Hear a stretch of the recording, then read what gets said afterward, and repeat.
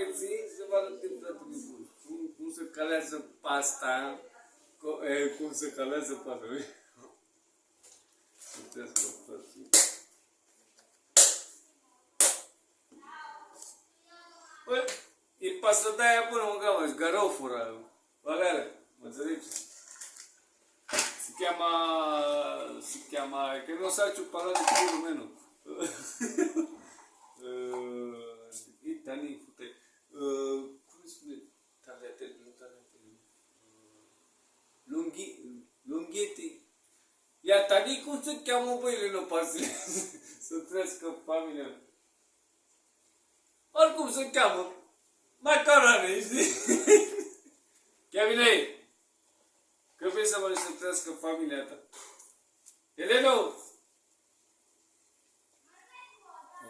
Unghetti, calamiti. Cum să mă mișim să trăiască familia mea?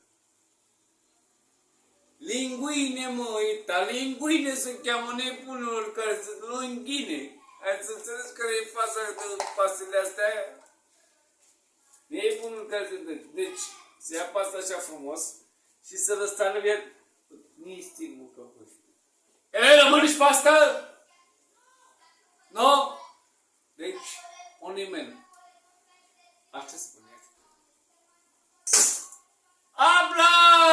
Să trăiască familia mea, tănic, dacă n-a făcut rotunjeală din aia.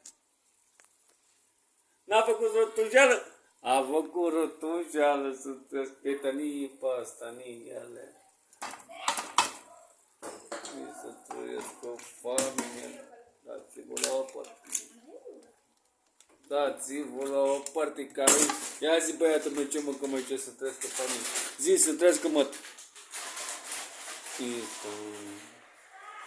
Mă băiatul meu, uită. Nu vrea să mă bagi în seamă. Cum mă, pe ce-i făcut, mă, nene?